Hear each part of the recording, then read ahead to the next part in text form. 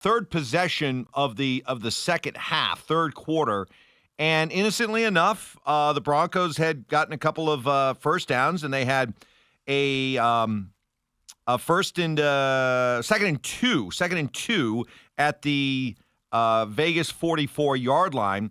And that was when they fumbled the snap where the center, I think, thought Bo was under center. Bo was in the shotgun. Luckily, Bo fell on the ball, so that was that play. And then the next play was the one where Bo throws that beautiful ball to the end zone that Troy, why can't we have Devon Vele playing instead? Franklin dropped. So then they came over. They came over to the sideline. And that's where you saw what we all saw. Here was Bo explaining what happened. Now, I listened to it. I'm going to lean on you to maybe help explain what Bo is saying here, okay? Here you go. Well, it was a simple play. We had it flipped. He wanted it to the boundary. We just kind of got confused there in the huddle. And so I tried to get things right. We ended up having it, had a chance, and I overthrew it. But, that's part of the game sometimes with the huddle operation. And sometimes you just got to make the most of, guys, how it is with the play clock moving, and you just make the most of it. And fortunately, it didn't, bite us. Okay.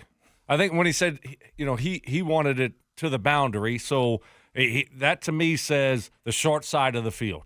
So if the ball is on the right hash, that's where he wants everything going towards that direction. Sean wanted it. Yes. That would have been towards their sideline, okay? But Bo must have flipped it over instead of being trips right or eye right. He made it trips left, so he made the strength not into the boundary, away from the boundary to give him more room.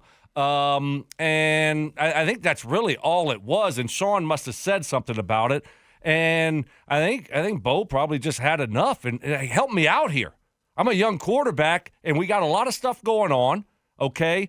And you gave me the play that I figured would be better off if I flipped it over from the strength being into the boundary to the strength being into the open field where you have more room. And he's probably mad also in that moment that Troy Franklin dropped the ball, that they didn't convert that into a touchdown. So I think there was probably a multitude of things there, and Sean probably mentioned something to him about it. Hey, why did you not, keep that into the boundary? And it just kind of set him off. I absolutely love it. I love it. You know what it says to me, Mike? It says Bo Nix is a competitor. He wants to win. And when you get into that competition mode, it's game on. Right? I don't care I'm a rookie quarterback. You help me out a little bit more. I made that play work. I put it in Troy Franklin's hands, and he dropped it. And so I absolutely love that. I mean, that's what it's all about. It's not going to be all pat on the back and everything is great and all of those things. Sometimes you're going to have these types of situations. I loved it. What'd you make of it? I loved it too, and it just goes back to what happened last year with Russ when Russ just stood there and just took it. And everyone was like, oh, Sean's being mean. Well, instead of harping on what Sean did, maybe harp on the fact of what Russ didn't do. And maybe that revealed a lot about Russ. And maybe explains as much as anything why Russ is not here. While Sean said, maybe that was the final straw. Sean said, I can't work with a guy who doesn't stand up to me, who doesn't defend himself, who isn't afraid to get in my face. No, I think it's great. You've played with Payton a long time. I'm sure he was not shy about letting coaches know what he thought. Or teammates. Or let what anybody thought, right? Or teammates. He didn't care what Stokley thought. Certainly didn't care. No, but I think there's a time and place where you can bark back, but there's also a time and place when your coach is giving it to you, and you just got to listen to him, right? Where you're in the wrong, and, But in this case, you think Bo was in the right. I'm not sure about in the right, because I don't know exactly what Sean wanted of the play. All I know is I liked that he was fiery in that situation and wasn't just going to sit there and have a normal conversation. He was pissed off that they didn't score a touchdown. And I think it wasn't just one play. I think this has been going on a little bit, Mike. We've seen it a few times. Every game, it seems like, where the play's getting in late. They're maybe lined up a little bit wrong. You had the center snap deal where I'm sure Bo wasn't happy about that. So I think that we've seen this leading up to this point of yesterday, and it just balled over. You think Bo's kind of like that for all the parents out there who have a teenager, do you feel like he's maybe the teenager kind of chafing at the amount of discipline, the tight reins, the guidelines, the curfew? Let me do a little bit more, coach. Trust me a little bit more. I don't know about that. I think it's more of the teenager that's just fed up with the parent maybe screwing things up so much and saying, hey, help me out here a little bit. I'm the one out there under fire, and it feels like I'm changing a lot of things, and I'm thinking about doing this and that. There's a lot to me. I'm just speculating. It seems like there's a lot on his plate right now, and he just, with a few different things in that game, and whatever Sean mentioned to him when he was walking off to the sideline, it just sent him over the edge. Well, then it was after the game that it came up that led to a generational debate. You either are familiar with or not familiar with the greatness of Ferris Bueller's Day Off. Sean comparing Bo to Ferris. He's still got a little Ferris Bueller in him. I mean, he's got some. We not that, maybe a little bit kind of subtly. Look, there are times where you send something in, and then I don't want it flipped, and then it gets flipped and so it's all good.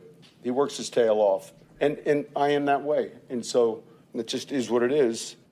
All right, first of all, have you seen Ferris Bueller before? I have, Mike. Okay. I know you love it, and I do of course, too. I do. But give us a breakdown of what is Sean talking about? Showed it to my kids, and when they were teenagers. They loved it as well. Here's the thing.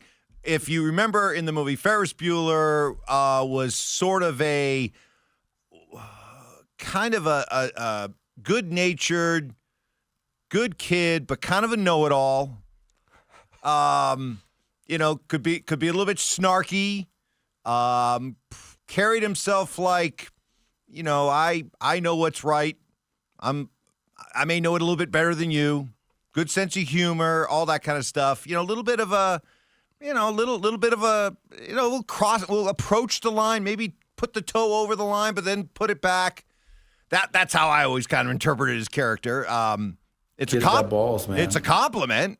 But, yeah, it kind of speaks to the idea that, as if you saw the movie, his parents, good parents, well-meaning parents, but it turns out they really didn't have a whole lot of control over their son. Their son knew how to kind of, work everything behind the scenes, So that was where Sean came from, and Bo was asked if he was familiar with Save Ferris. Yeah, I've watched the movie. I think, it's funny. And that literally, I think, explains the situation that we're just out there with great competitive intensity and fire, and we can have those conversations and move right back along and score a few touchdowns. It doesn't bother us. I think that movie's funny. I think it's a great movie. I've only seen it a handful of times because it's kind of old, but I think it's good.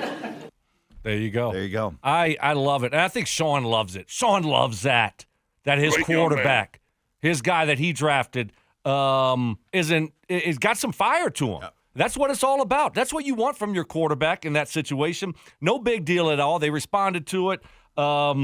It's all good.